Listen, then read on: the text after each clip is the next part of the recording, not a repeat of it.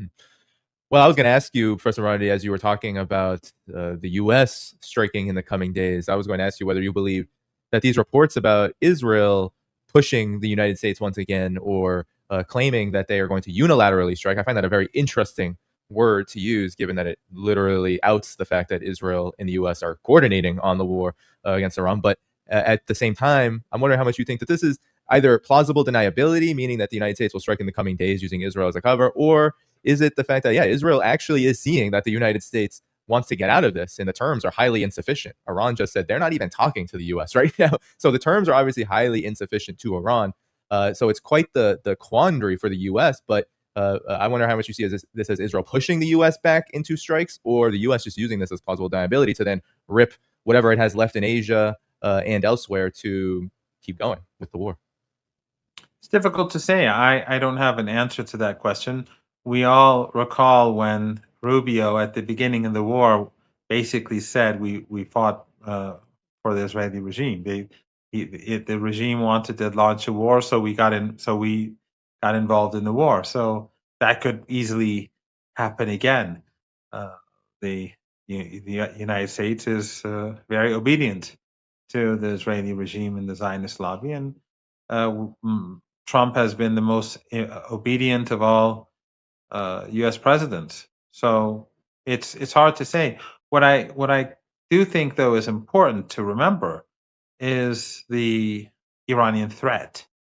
That if the United States launches attacks on Iran's infrastructure, Iran will wipe out the infrastructure of the countries that are complicit in this war. And of course, Jordan, Saudi Arabia, the Emirates, Kuwait, Bahrain, Qatar, the Emirates, or uh, Kuwait, I think I said them all, I'm not sure. And perhaps even Oman, they're all, and of course, the Israeli regime, they're all complicit in this war. So they're all a part of this war. They're all partners in crime.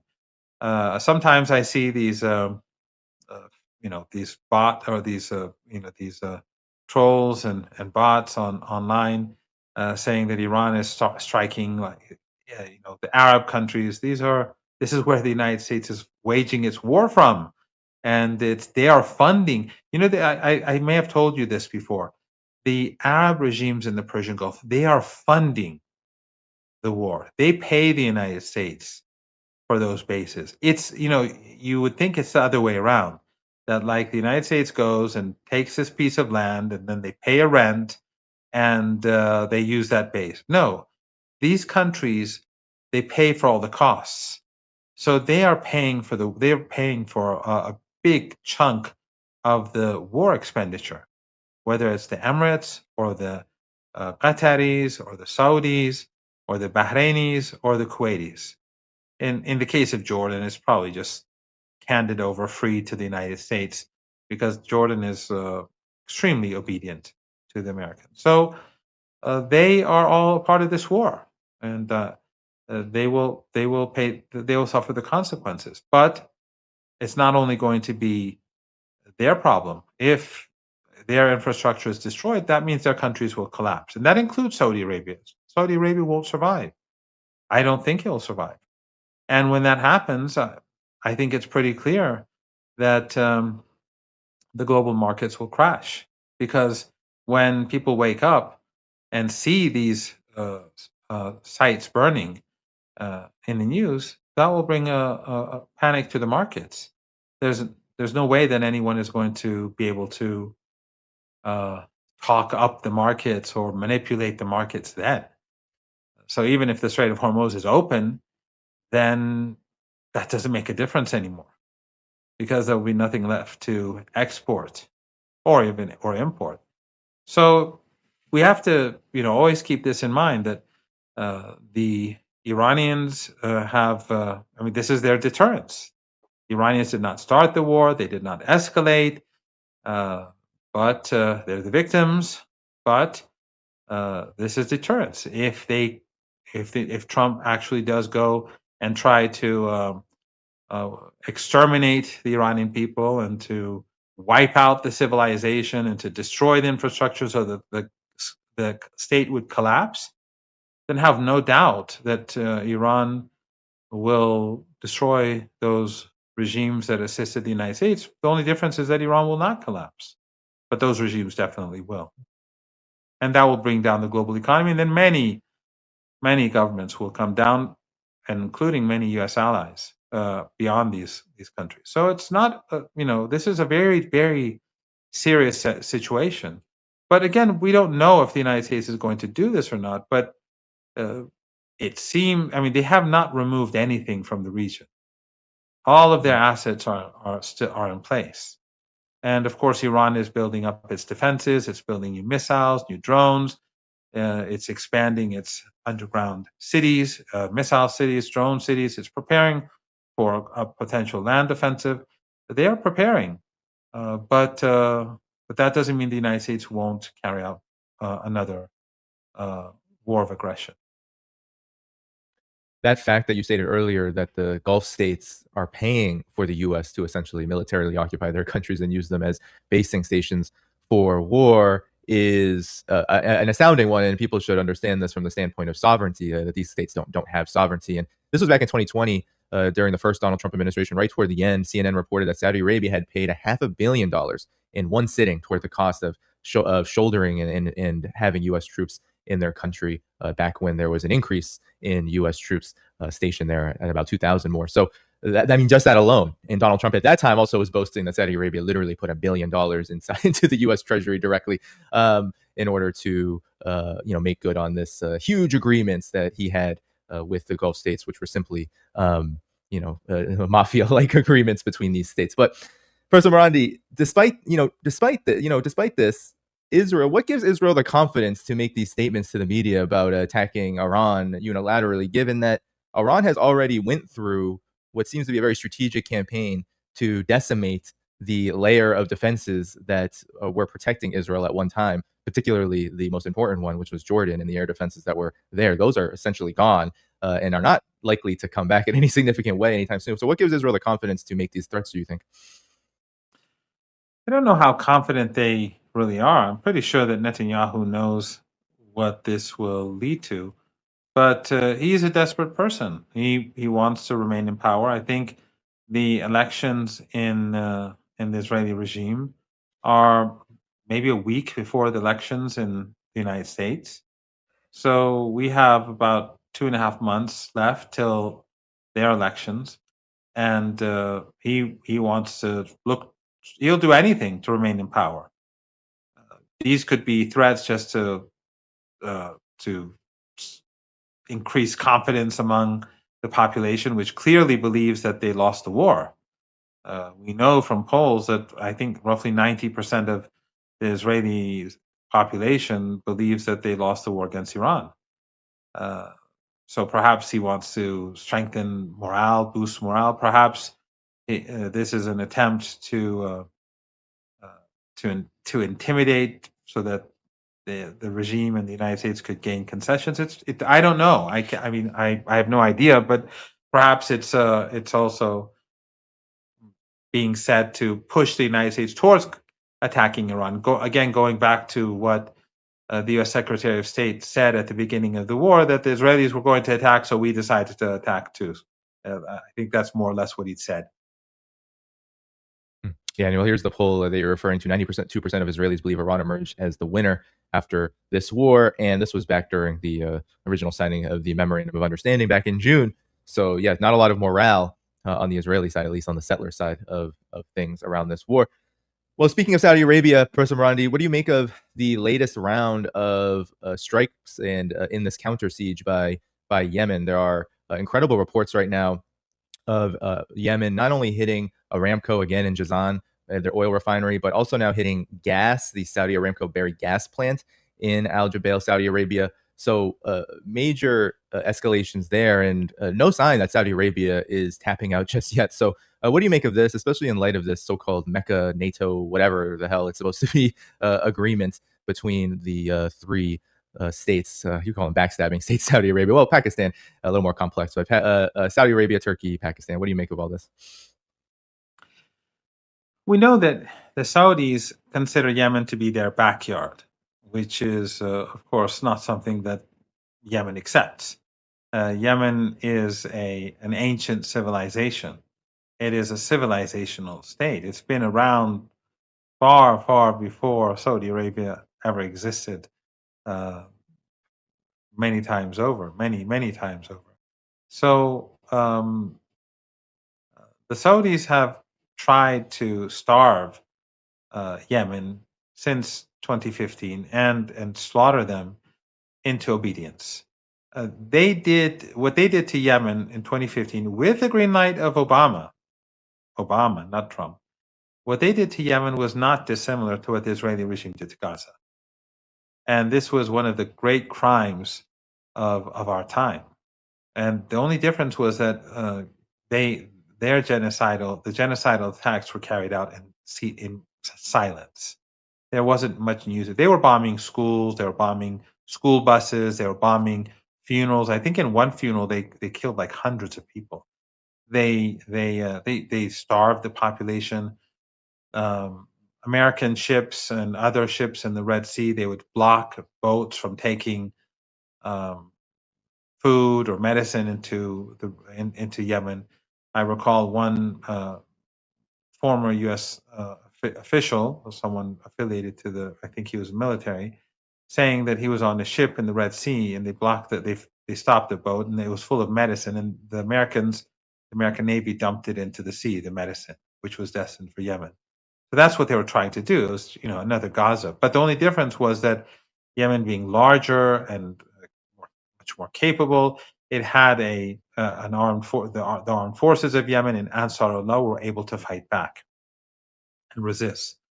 And the Saudis had the same support that they have now. The collective West was supporting them. We all recall what they were doing, and then the region was supporting them. All of these countries, all of the countries in the region, of course, except for Iran, they were supporting Saudi Arabia and the Emirates in carrying out this genocidal war. Of course, a couple of years later, after Saudi Arabia and the Emirates imposed a siege on Qatar, the Doha distanced itself, and so did Erdogan, because he and the Qatari regime are bound to one another. So then later they distanced themselves. In fact, I remember I was on Al Jazeera a couple of times at the beginning of the genocidal war in Yemen, on a show called Inside Story, twice. And then after that, I was no longer invited on Al Jazeera for a very, very long time. Sort of like in Syria. In Syria, it was the same. They stopped inviting me. They banned me for a while. And then after Yemen, it was the same. So everyone was on board with this, with this murderous assault. Well, back then, Yemen was weaker than now. And Saudi Arabia was stronger. And Saudi Arabia was more wealthy. And Saudi Arabia wasn't facing the circumstances that it is facing today. So if any country assists Saudi Arabia in this war, it's not going to make it any better than it was back then. And back then, ultimately, the Saudi regime failed. When Yemen began to develop its own missile industry and its drone industry, they have smart young engineers, very smart and dedicated people. Of course, Iran helped, but the Yemeni, they made it an indigenous industry, and they built their own underground bases, as we saw when the Americans launched their war against Yemen, because Yemen was supporting the people of Gaza, and the Americans failed. So these young men, and perhaps women, I don't know, they began firing at Saudi oil assets, and Saudi Arabia was forced to end the war and accept a ceasefire. But ever since then, they've continued to impose a siege on Yemen. And when an Iranian commercial airline was taking a delegation back from Iran, that was the delegation that was taking part in the funeral of Ayatollah Khamenei, the martyr, they bombed the airport as the Iranian plane was moving to land, a commercial plane where, with an ordinary crew of men and women. That outraged Iran, and of course it was an act of war against Yemen. So everyone should be siding with Yemen instead of collaborating with Saudi Arabia. I mean, no country created a coalition with Saudi Arabia over Gaza, over Lebanon, over Syria. I mean, look at Syria right now. They've occupied huge parts of the southern part of the country. Where's the coalition to push back the Israelis there? Or in Lebanon, where the Israeli regime is occupying the south of the country, and as we speak, they're destroying all the forests. They're burning down all the forests in southern Lebanon. They're destroying the villages that go back hundreds of years, and now they're destroying the whole environment, everything. They're turning the southern part of Lebanon into a wasteland. Where's the Saudi coalition over for them? Where's the Saudi coalition for the West Bank? So it's only for the enemies of the United States that these coalitions are built. Must be some coincidence. Yeah, well, yeah, some have remarked, Professor Marandi, that what could be happening right now is some kind of strategy of tension because you have the United States on the one hand constantly leaking to the media through these anonymous officials that they want to get out of the war, but they only really care about the Strait of Hormuz, and they want to do some kind of basic trade with Iran. And Iran has made it very clear, as has been the case since June and since before June, that the MOU terms and now expanded terms are the ones that Iran will take. And then you have Saudi Arabia, on the other hand, and Israel, all engaging in their own kind of either aggression or both a combination of aggression and just out and out warmongering, as we see against Yemen. So do you many people believe that the United States and Donald Trump is trying to taco out of this, but the landscape doesn't really support that. So how do you see Taco out of what? taco out of the war, taco out of war, Oh, and taco. yeah, to taco, yeah, to I thought chicken you said out. talk them out of. Okay, Oh sorry no. That's my Boston accent there. Taco out of war.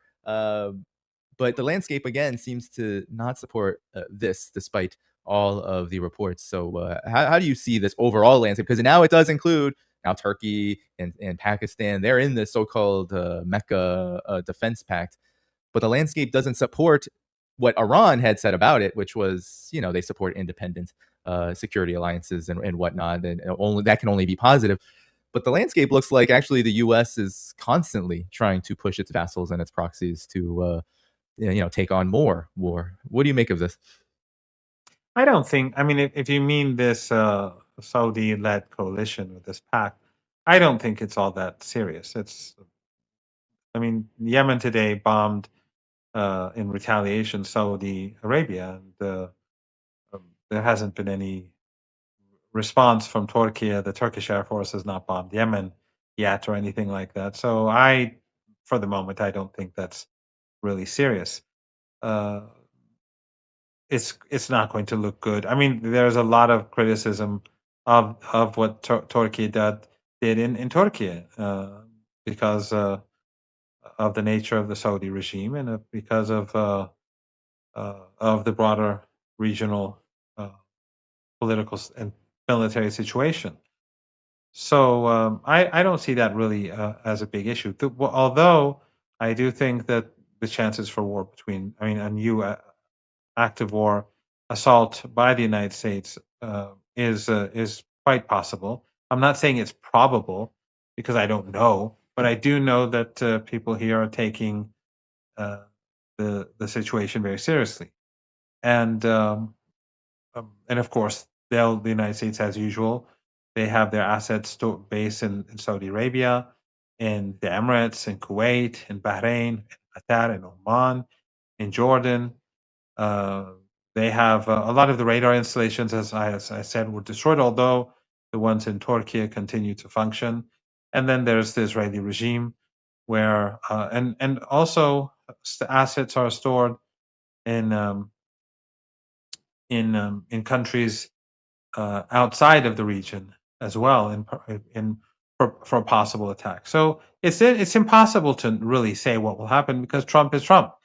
And even though it may sound reasonable for him to end the war and to just implement the MOU as he promised to do, but that's not how Trump functions, and that's not what the Israeli regime and the Zionist lobby want. So, and as we've discussed this before on multiple occasions, and every day that goes by, the global economic situation deteriorates. It's been moving more slowly than I thought. 4 or 5 months ago, but it's still moving in that direction, especially now that the Red Sea is closed to Saudi oil. I mean, the Strait of the Bab el Mandeb Strait is closed, and the Saudis are being attacked in retaliation to their attacks. That has cut their oil exports even further, and the Emirates is not exporting oil either right now. So the situation is worsening rapidly, but more slowly than at least I anticipated 2-3 months ago.